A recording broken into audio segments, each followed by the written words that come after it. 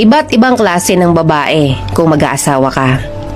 Kapag nag-asawa ka ng babaeng independent at business-minded, accept the fact na hindi niya maaasikaso ang bahay niyo 24/7.